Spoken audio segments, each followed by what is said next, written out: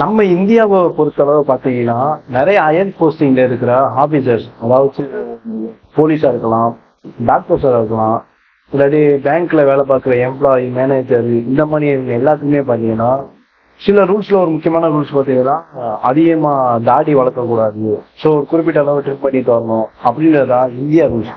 ஆனா ஆப்கானிஸ்தான்ல பார்த்தீங்கன்னா இதுக்கு அப்படியே ஆப்போசிட்டா தாடி கம்பல்சரி இருக்கணும். தாடி இல்லாட்டி நீங்க எந்த ஒரு கவர்மெண்ட் வேலையில இருந்தாலும் பரவாயில்ல, இது போக பிரைவேட்ல இருந்தாலுமே அவங்களை உடனடியா பணி நீக்கம் செய்வாங்க அப்படின்ற மாதிரி ஒரு ரூல்ஸ் வந்து இப்ப ரீசெண்டா ஆப்கானிஸ்தான்ல ஒரு ரூல்ஸ் வந்து இப்ப போட்டிருக்காங்க.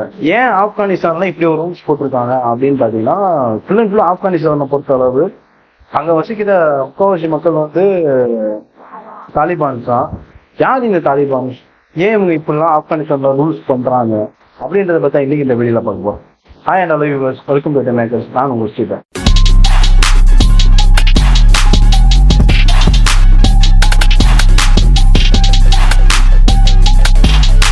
ஆப்கானிஸ்தான்ல மெஜாரிட்டி பீப்புள் பார்த்தீங்கன்னா தாலிபான்ஸ்லாம் யாருன்னு பார்த்தீங்கன்னா அவங்க ஒரு குறிப்பிட்ட ஒரு முஸ்லீம் அமைப்பு, அதாவது இஸ்லாமிய மதத்துல அவங்க ஒரு முஸ்லீம் அமைப்புன்னு வந்து சொல்லலாம். இந்த தாலிபான்ஸ் வந்து எப்படி உருவானாங்க, ஆப்கானிஸ்தானை எப்படி ஃபுல் அண்ட் ஃபுல்லா தன்னோட கண்ட்ரோலுக்கு கொண்டு வந்தாங்க அப்படின்றத பத்தி பார்ப்போம். நீங்க பேசிக்கா ஆப்கானிஸ்தானை பார்த்தாலே ஃபுல் அண்ட் ஃபுல்லு பார்த்தீங்கன்னா இஸ்லாமிய மதத்தோடு தான் நிறைய பேர் இருப்பாங்க.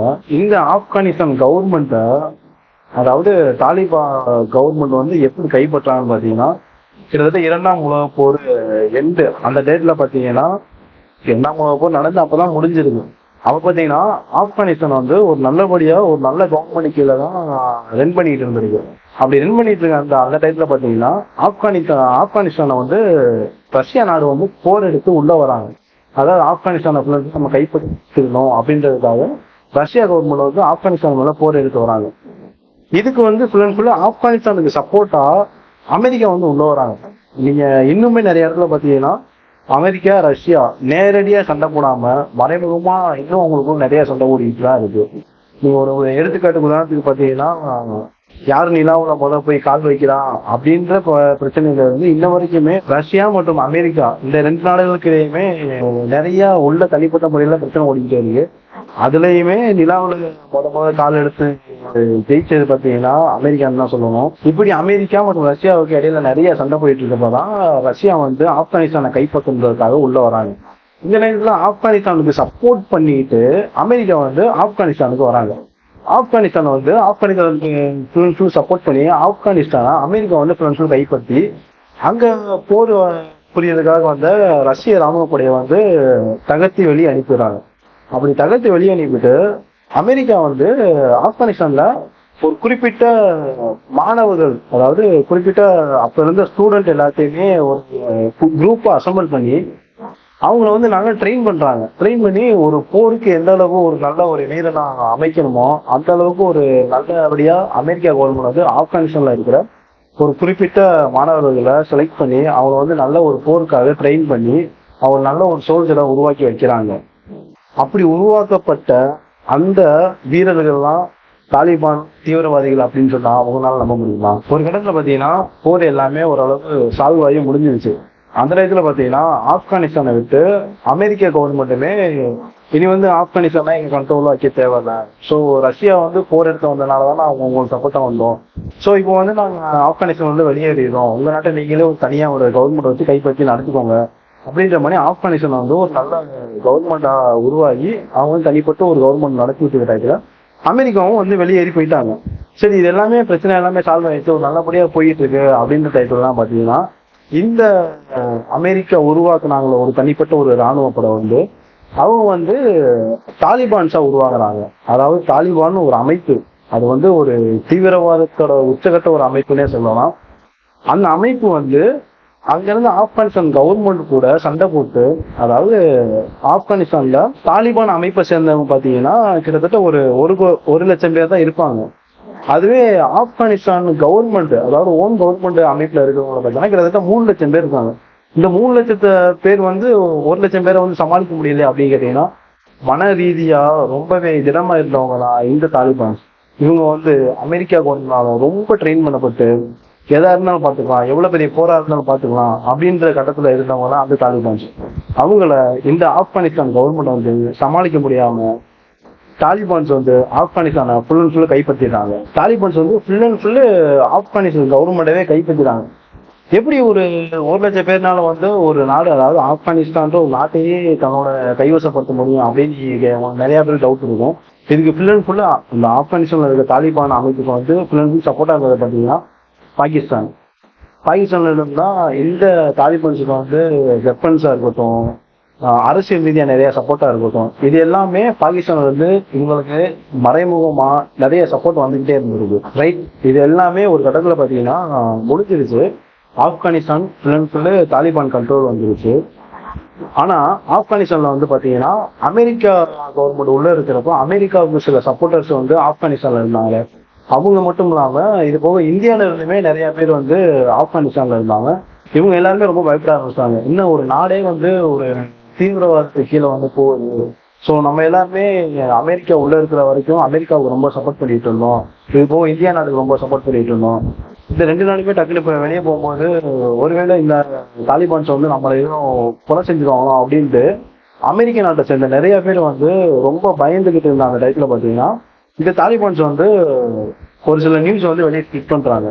அதாவது இந்த தாலிபான்ஸ் என்ன சொல்றாங்கன்னா, நாங்க அமெரிக்கன் நாட்டை சேர்ந்த மக்களையும் இது போக இந்தியா நாட்டை சேர்ந்த மக்களையும் யாரையுமே நாங்க துன்புறுத்த போறதும் இல்ல, யாரையும் கொலை பண்ண போறதும் இல்ல. யார் யாருக்கு விருப்பம் இருக்கோ அவங்க எல்லாருமே நீங்க அவங்க நாட்டுக்கு போயிடலாம் அப்படின்ற மாதிரி தாலிபான்ஸ் வந்து ஒரு ரூல்ஸ் வந்து போறாங்க. இதை நம்பி அங்க இருக்கிற அமெரிக்கன் மற்றும் இந்தியா இந்த 2 நாட்டையை சேர்ந்தவங்க வந்து சரி இந்த மாதிரி ஒரு ரூல்ஸ் வந்து இருக்குல்ல, இவங்க வந்து இந்த மாதிரி ஒரு சொல்றாங்க, நம்ம நாட்டுக்கு போயிடலாம் அப்படின்றதுக்காக அந்த தாலிபான்ஸ் கிட்ட இருந்து, அதாவது ஆப்கானிஸ்தான் நாட்டை விட்டு வெளியே வரணுன்றதுக்காக இந்த அமெரிக்க நாட்டை சேர்ந்தவங்களும் இந்திய நாட்டை சேர்ந்த இது போக நிறைய நாட்டை சேர்ந்தவங்க வந்து அந்த நாட்டை விட்டு வெளியேறதுக்காக அங்கிருந்து அந்த எல்லையை தாண்டி வெளியே வராங்க. கிட்டத்தட்ட ஆப்கானிஸ்தான் பார்டர் வரையும் பாத்தீங்கன்னா இந்த தாலிபான்ஸ் கண்ட்ரோல் தான். இந்த பார்டரையும் தாண்டி வெளியே வந்து அங்க இருக்கிற ஆப்கானிஸ்தான்ல இருக்கிற ஏர்போர்ட்ல வந்து பிளைட் ஏற போற அந்த டயத்துல பாத்தீங்கன்னா இது வரைக்கும் இந்த தாலிபான்ஸ் வந்து நல்லபடியா பேசிட்டு இருந்தாங்க. அதாவது நீங்க உங்க நாட்டுக்கு போய் நான் உங்களை எதுவுமே பண்ண மாட்டோம், வைக்க மாட்டாங்க. ஆனா அந்த ஏர்போர்ட்ல இந்த அமெரிக்க நாட்டை சேர்ந்த நபர்களும் சரி இது போக அதர் நாட்டை சேர்ந்த நபர்களும் ஏர்போர்ட்ல பிளைட் ஏறதுக்காக வந்து அந்த டயத்துல பாத்தீங்கன்னா தாலிபான்ஸ் யாருமே எதிர்பார்க்காத அளவுக்கு அங்க இருக்கிற விமான நிலையத்தை பாத்தீங்கன்னா குண்டு வச்சு அந்த விமான நிலையத்துல எல்லாத்தையுமே அழிக்கிறாங்க. அதாவது அங்க இருந்த மக்களுமே நிறைய பேர் பாத்தீங்கன்னா கிட்டத்தட்ட ஒரு 1000-1500 பேருக்கு மேல பாத்தீங்கன்னா இவங்க தாலிபான்ஸ் வந்து வச்ச குண்டுல வந்து ரொம்ப காயப்பட்டு அந்த இடத்துலயே இறக்குறாங்க. அப்படி இறந்தவங்கள நிறைய பேர் பாத்தீங்கன்னா அமெரிக்க நாட்டுல முக்கியமான ஒரு பொறுப்புல இருக்கிறவங்க நிறைய பேர் இறந்துடுறாங்க. அதாவது அமெரிக்க நாட்டோட உளவாளிகள் நிறைய பேர் வந்து ஆப்கானிஸ்தான்ல தங்கியிருந்துருக்காங்க. அவங்க தப்பிச்சு வரும் போகும்போதுதான் இந்த மாதிரி பிளைட்ல வந்து இறந்துறாங்க. இதுல அங்க வந்து உயிருக்கு பயந்துட்டு ஓடணும்ட்டு பிளைட்ல அந்த டயர்ல உட்காந்து வந்தவங்க இந்த மாதிரி வீடியோ எல்லாம் நம்ம நிறைய பார்த்துருக்கோம், வச்சிருக்கோம். இப்படிப்பட்ட டயத்துல பாத்தீங்கன்னா அமெரிக்க நாட்டு சில உளவாளிகள் வந்து ஆப்கானிஸ்தான் தீவிரவாதிகள் வந்து நிறைய பேர் வந்து இந்த மாதிரி பாம்பு வச்சு விமான நிலையத்துல கொண்டுட்டாங்க. இதுக்கு வந்து அமெரிக்கா ரொம்ப தாங்க முடியாம அமெரிக்கா வந்து ஆப்கானிஸ்தான், அதாவது ஆப்கானிஸ்தான்ல இருக்க இந்த தாலிபான்ஸ் கிட்ட வந்து பேச்சுவார்த்தையில ஈடுபடுறாங்க. நான் உங்க நாட்டை வந்து நல்லபடியா தான் நீங்க நடத்தணும் விட்டுட்டு வந்தோம். ஸோ நீங்க வந்து எதுக்கு இந்த மாதிரி ரொம்ப உலக நாடுகள் எல்லாத்தையுமே நீங்க ரொம்ப உங்களுக்கு எளிமையாக்குற மாதிரி ஏன் இப்படி பண்றீங்க அப்படின்னு பேச்சுவார்த்தை நடத்திட்டு இருக்கப்ப இந்த தாலிபான்ஸ், அதாவது அமெரிக்க கவர்மெண்ட்னால உருவாக்கப்பட்ட ஒரு அமைப்பு வந்து தாலிபான்ஸ் தீவிரவாதிகளா மாறி இவங்க அமெரிக்கா வந்து இந்த மாதிரி ஒரு கேள்வி கேட்கவும் திரும்பி இந்த தாலிபான்ஸ் வந்து அமெரிக்காவே தாக்குறாங்க. அதாவது இந்த இரட்டை கோபுரம் தாக்குதலை பத்தி நீங்க நிறைய பேர் கேள்விப்பட்டிருப்பீங்க. அந்த இரட்டை கோபுரம் தாக்குதல் வந்து இந்த தாலிபான்ஸ் வந்து இந்த பிரச்சனை எல்லாம் ஓடிட்டு இருக்கும்போது அமெரிக்கா வந்து இந்த மாதிரி கேள்வி கேட்காம அமெரிக்கா மேல தாக்குதல் இது பண்றாங்க. ஒரு கட்டத்துல பாத்தீங்கன்னா அமெரிக்காவுக்கு தெரிஞ்சு போச்சு, சரி நம்ம உருவாக்குன படம் தான் இந்த மாதிரி தாலிபான்ட்டு மாறி நம்மளவே இப்ப இந்த அளவு எதிர்க்கிறாங்க. ஸோ இதுக்கு வந்து ஆப்கானிஸ்தான், அதாவது ஆப்கானிஸ்தான்ல இருக்கிற தாலிபான்ஸ் இவங்க வந்து அவ்வளவு பெரிய இஷ்யூ கிடையாது. இவங்களுக்கு பேக் போனா இருக்கிறவங்க வந்து யாரு அப்படின்றத கண்டுபிடிக்கின்றதுக்காக இவங்களுக்கு பேக் போனா இருக்கிறவங்க வந்து பாகிஸ்தான் தான் அப்படின்னு பாகிஸ்தான்ல முக்கியமான ஒரு நபரை வந்து கண்டுபிடிக்கிறாங்க. அதாவது இந்த தாலிபான் தீவிரவாத அமைப்போட தலைவர் அப்படின்ற மாதிரி ஒருத்தர் கண்டுபிடிக்கிறாங்க. அவர் தான் வேற யாருமே கிடையாது, நம்ம எல்லாருக்குமே தெரிஞ்ச ஒசாமா பின் லாதன். அப்படி நாட்டையே தீவிரவாத அமைப்புல கட்டிக்கிட்டு இருந்த ஒரு ஆள் அதாவது ஒசாமா பின் லேடன் அவர்னால உருவாக்கப்பட்டதான் இந்த தாலிபான்ற ஒரு அமைப்பு. இந்த தாலிபான் கைப்பற்றி வச்சிருக்கிறதா இன்னைக்கு இருக்கிற ஆப்கானிஸ்தான். இந்த ஆப்கானிஸ்தான்ல பாத்தீங்கன்னா இன்னைக்கு ஏகப்பட்ட ரூல்ஸ் போட்டுக்கிட்டு இருக்காங்க. அதாவது அங்க இருக்கிற ஸ்கூலா இருக்கட்டும், இல்ல காலேஜா இருக்கட்டும், இல்ல ஒரு ஹாஸ்பிட்டலா இருக்கட்டும், பொண்ணுங்களை பொறுத்தளவு பொண்ணுங்க பசங்க 2 பேருமே சேர்ந்து படிக்க கூடாது. பொண்ணுங்க வந்து பசங்களோட முகத்தை பார்க்க கூடாது. இது போக பார்க்கா இருக்கட்டும், பீச்சா இருக்கட்டும், இந்த 2 மாதிரி பிளேஸ்லயுமே வந்து பொண்ணுங்களும் பசங்களும் சேர்ந்து போகக்கூடாது. ஆப்கானிஸ்தான்ல இருக்கிற ஒரு பார்க்கு, அதாவது ஃபேமிலி எல்லாருமே இப்ப நம்ம நாட்டுல எப்படி ஃபேமிலி எல்லாருமே குறிப்பிட்டதுக்காக ஒரு டைம் என்டர்டைன்மெண்ட் பண்றதுக்காக ஒரு பார்க்குக்கு போய் டைம் ஸ்பெண்ட் பண்றதா வைக்கிறதா இருக்கும். இந்த மாதிரி வேலை எல்லாம் இங்க பாக்குறாங்க. அந்த மாதிரி ஆப்கானிஸ்தான்ல இருக்கிற ஒரு பார்க்குக்கு போகணும்னா முதற்கொண்டு ஒரு குறிப்பிட்ட 3 நாள் வந்து பொண்ணுங்க மட்டும் அலவுடு, அது போக குறிப்பிட்ட 4 நாள் வந்து பாத்தீங்கன்னா பசங்க மட்டும் அலவுடு. இந்த டயத்துல பொண்ணுங்க இருக்கிற டயத்துல பசங்க போயிடக்கூடாது, பசங்க இருக்கிற டயத்துல வந்து பொண்ணுங்க போயிடக்கூடாது. இது போக ஃபேமிலி வந்து ஃபுல் அண்ட் ஃபுல் அலவுடே கிடையாது பார்க்ல. இப்படி கிட்டத்தட்ட ஏகப்பட்ட ரூல்ஸ் இருக்கு. அதாவது சரியான டயத்துக்கு வந்து தொழுகை செய்தாட்டி அவங்க சுட்டு கொள்றது, கரெக்டா அவங்க வழக்கம் பழக்கப்படி சாமிய கரெக்டா கும்பிட்டு வழிபடுறது, இந்த மாதிரி சின்ன சின்ன விஷயத்துக்குலாம் தப்பு பண்ணா அவங்க வந்து உடனே அந்த இடத்துல வச்சு சுட்டு கொள்றது, எல்லாத்தையும் ஜெயில பிடிச்சி போடுறது, இந்த மாதிரி ரூல்ஸ் எல்லாம் அங்க நிறைய போயிட்டு இருக்காங்க. எல்லா நாட்டோட பார்வையுமே ஆப்கானிஸ்தான் மேல எப்பயுமே ஒரு கண்ணாவே இருக்காங்க. இதெல்லாம் ஒரு பக்கம் போயிட்டு இருக்கப்ப ஆப்கானிஸ்தான் பார்த்தோன்னா இப்ப ரீசெண்டா ஒரு 2 days பிஃபோர் 3 days இருக்கும். இப்போ வந்து ஒரு ரூல்ஸ் போட்டுருக்காங்க. அதாவது கவர்மெண்ட் ஸ்டாஃபா இருக்கட்டும், பிரைவேட் ஸ்டாஃப் இல்லாட்டி பெரிய அதிகாரியாவே இருந்தாலும் இஸ்லாமிய மதத்தை பொறுத்தளவு தாடி இல்லாம யாருமே இருக்க மாட்டாங்க. இவங்க என்ன அந்த ரூல்ஸ் போட்டுருக்காங்க பாத்தீங்கன்னா, தாடி இல்லாம யாருமே இந்த மாதிரி கவர்மெண்டா இருக்கட்டும், பிரைவேட்டா இருக்கட்டும், எந்த ஒரு ஆபீஸ்லயுமே ஒர்க் பண்ணக்கூடாது. அப்படி இதை மீறி தாடி இல்லாம ஒர்க் பண்ணாலோ இல்ல தாடி எடுத்துட்டாலோ அவங்கள கிட்டத்தட்ட ரொம்ப மோசமா கொடூரமா அவங்க தண்டிக்கப்படுவாங்க. நீங்க எதிர்பார்க்காத அளவுக்கு அந்த தண்டனை இருக்கும் அப்படின்ற மாதிரி இப்போ வந்து ஆப்கானிஸ்தான் வந்து போட்டிருக்காங்க. ஓகே ரைட்டு, இந்த பிரச்சனை எல்லாம் ஆப்கானிஸ்தான்ல ஓடிட்டு இருக்கு. ஆனா இந்த தாலிபான்கள் வந்து அமெரிக்கா நாட்டுல இருக்கிற இரட்டை கோபுரத்தை வந்து தாக்குன அந்த இஷ்யூ வந்து என்ன ஆச்சு அப்படின்னு கேட்டீங்கன்னா, அதுக்கு அமெரிக்கா வந்து இந்த மாதிரி லேடன் தான் இதுக்கு பின்னாடி இருக்காரு, ஸோ இவரை வந்து எங்களுக்கு கொடுத்துருங்க அப்படின்ட்டு இந்த தாலிபான்ஸ் வந்து கோரிக்கை வைக்கிறாங்க. அப்படி வந்து இந்த தாலிபான்ஸ் வந்து லேடனை வந்து அவர்கிட்ட வந்து கொடுக்கல. இதுக்கடுத்து நியூஸ் எல்லாம் பாத்தீங்கன்னா இந்த ஒரு வீடியோ கண்டிப்பான முறையில பத்தாது. இந்த இரட்டை கோபுரம் தாக்குதலை பத்தி பேசினாலே தனியா கிட்டத்தட்ட 1 மணி நேரம் 1.5 மணி நேரம் பேச வேண்டி இருக்கும்.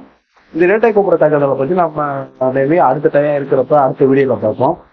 மறக்காம இந்த மாதிரி வீடியோ இல்லாட்டி முக்கியமான நியூஸ், உங்களுக்கு தெரியாத ஒரு சில இம்பார்ட்டன்ட் அந்த மாதிரி ஒரு நியூஸ்லாம் உங்க வந்து சேரணும்னா மறக்காம நம்ம டைம் லைக் அண்ட் சப்ஸ்கிரைப் பண்ணிக்கோங்க. மறக்காம ஃபாலோ பண்ணிக்கோங்க.